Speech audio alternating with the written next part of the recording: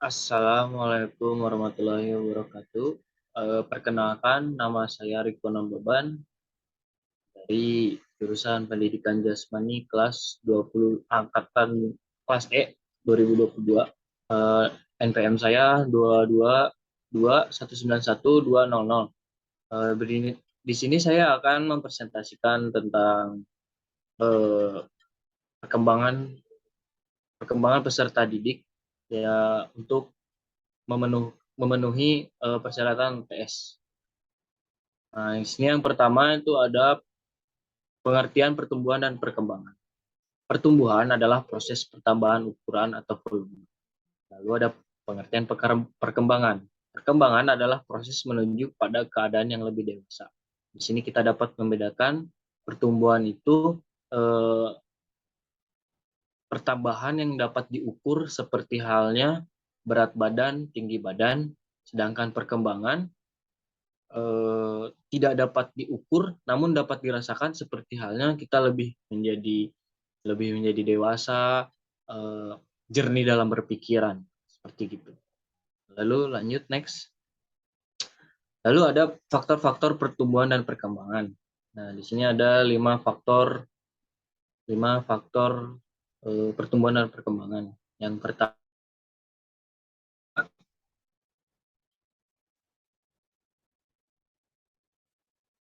pertama, ada faktor genetik.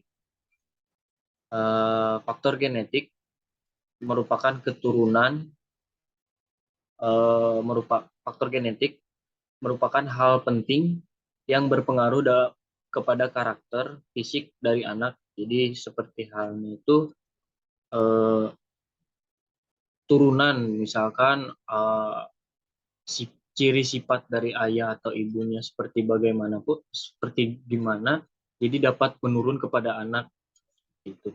Lalu yang kedua ada faktor pola asuh orang tua. Nah, ini pola asuh orang tua ini pun sangat berpengaruh pada perkembangan anak dari segi mental, fisik sampai kecerdasan. Nah, dari pola asuh orang tua pun eh, orang tua pun harus mendidiknya secara baik dan tidak ada kekerasan karena itu dapat mempengaruhi si mental anak yang ingin melakukan hal apapun jadi kayak takut, tidak ada memberanikan diri untuk melakukan apapun karena takut. Lalu ada faktor lingkungan sekitar. Nah, lingkungan sekitar ini juga tumbuh kembang anak juga memiliki peran penting dalam pertumbuhan dan perkembangan anak usia dini. Ya, keempat ada stimulasi. Stimulasi merupakan kegiatan merangsang kemampuan dasar anak agar eh, si anak itu tumbuh dan berkembang secara optimal, misalnya kayak memberi kesempatan bermain, berekspresi, dan belajar hal-hal lain, hal-hal baru. Jadi tidak ada larangan-larangan selagi anak itu ingin bermain hal-hal yang positif. Nah, itu tidak boleh ada larangan agar si anak itu bebas. Dan ada yang faktor terakhir, ada faktor nutrisi. Terakhir ini tidak kalah pentingnya karena tumbuh si kembang kecil memerlukan bahan bakar eh, seperti halnya itu kalau kita mempunyai kendaraan bermotor atau kendaraan mobil atau kendaraan apapun itu, kita kan tetap saja masih memerlukan bensin atau bahan bakar untuk bepergian atau kemana karena kebutuhannya seperti itu. Lalu lanjut next.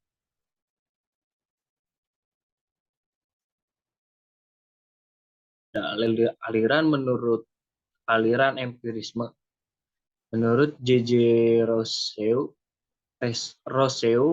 segala sesuatu pada dasarnya baik sebagaimana datang dari penciptanya, namun segala sesuatu menurun ke tangan-tangan manusia. Yang kedua ada aliran konvergensi. Tiap pribadi merupakan hasil perpaduan dari interaksi internal dan eksternal.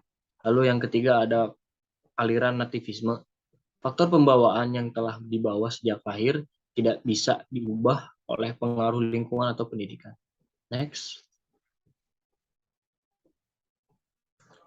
Tahap pertumbuhan dan perkembangan.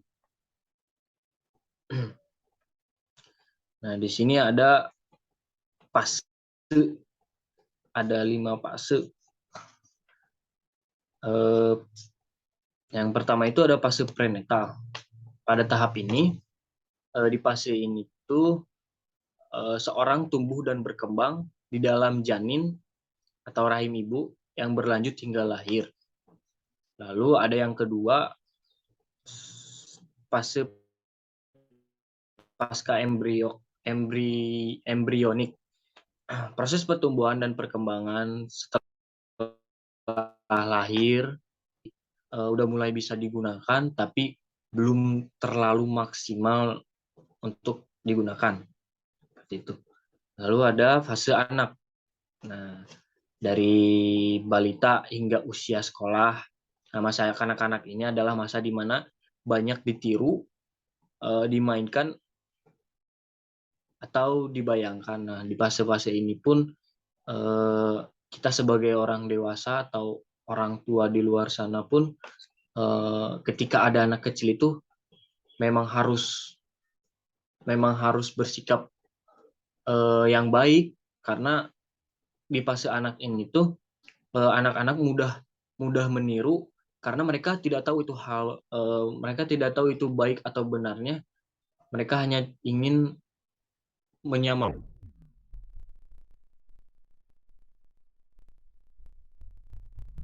Seperti halnya, yang itu sama, pengen niru aja kayak gitu. Nah, itu tuh jadi buat kedepannya itu karakternya si anak itu bakal kayak gitu. Nah, makanya kita sebagai orang dewasa atau ya di fase-fase remaja ini pun kita atau orang tua kita pun harus memberikan hal-hal yang baik kepada anak kecil. Nah, pada fase anak yang ketiga ada fase remaja, fase transisi yang ditandai dengan perubahan fisik, emosional, dan psikologi. Masa remaja ini yaitu antara usia 10 sampai 19 tahun merupakan masa organ reproduksi manusia menjadi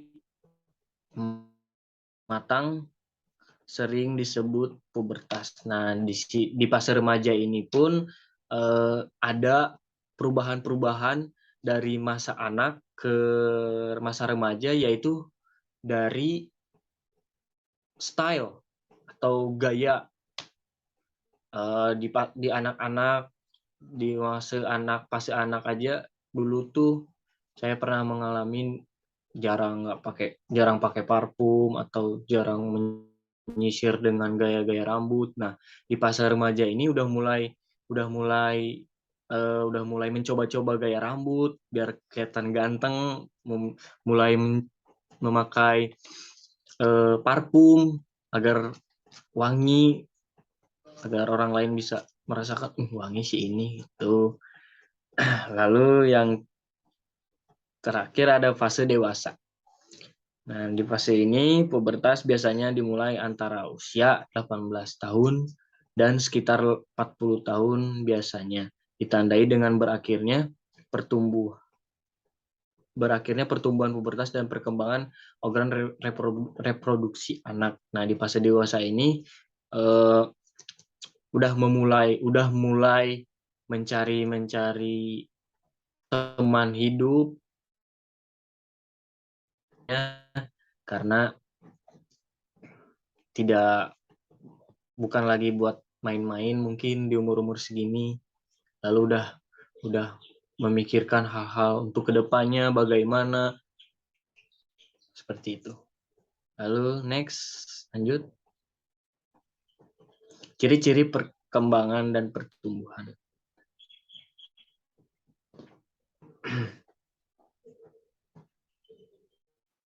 Ciri-ciri perkembangannya itu satu, keterampilan, dan yang kedua ada kematangan fisik, yang ketiga emosi, yang keempat ada pikiran menuju kedewasaan. Nah, lalu ada ciri-ciri pertumbuhan, bertambahnya ukuran berat badan dan tinggi badan. Nah, Ini yang tadi ciri-ciri perkembangan yang pertama itu yang keterampilan itu yang dari cara berpakaian yang biasanya tidak terlalu rapi. Nah, seiringnya waktu berjalan, seiringnya fase berjalan pun kedepannya itu kayak harus rapi biar dilihat orang. Nah, lalu kematangan fisik dari fisiknya dari badan atau kayak rambut, muka tuh harus udah mulai udah mulai merapih-rapihkan. Nah, yang ketiga ini ada emosi. Nah, emosi yang jarang terkontrol, eh, masih kayak gimana ya? Susah mengaturnya, masih naik turun jadi belum bisa mengontrol sepenuhnya. Nah, yang terakhir ada pikiran menuju kedewasaan. Nah, pikiran menuju kedewasaan ini udah bisa mengerti jalan kehidupan buat kedepannya itu harus kayak gimana dan udah mulai menyusun tataan kehidupan buat kedepannya itu kayak gimana, bakal gimana, tujuan hidup mau gimana, seperti itu. Nah, ciri-ciri pertumbuhan ini mah yang berat badan, tinggi badan tuh udah mulai menaik, terus berat badan udah mulai besar, kayak gitu. Lanjut, next.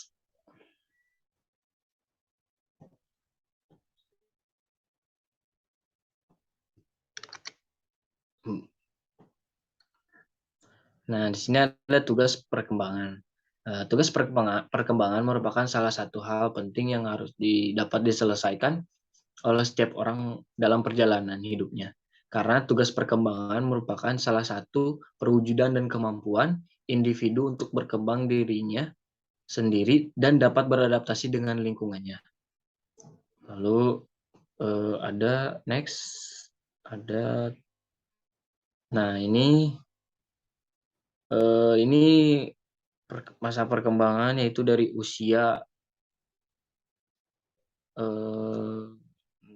dari usia 12 bulan hingga 6 tahun. Ya, dari umur 0, nggak mungkin 0 sih, dari umur 12 bulan hingga 6 tahun. Nah, di sini eh, seseorang tuh belajar berbicara, belajar buang air kecil dan air besar, lalu ada belajar makan makanan padat, dan yang terakhir ada belajar berjalan dan berdiri. Terus ada masa pendidikan, belajar membaca. Di masa pendidikan ini seorang belajar membaca, menulis, lalu yang kedua ada belajar menghargai, dan yang ketiga ada belajar mendisiplinkan diri. Lalu ada masa remaja. Nah, yang pertama ini mencapai hubungan baru yang lebih matang dengan teman sebaya,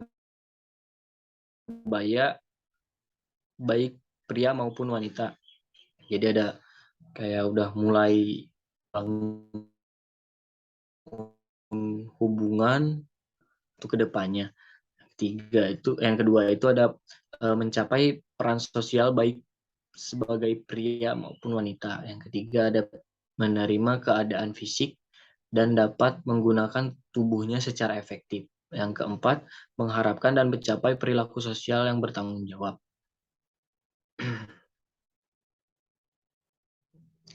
Sekian dari saya, presentasi saya. Mohon maaf bila ada kesalahan dalam berkata atau berucapan.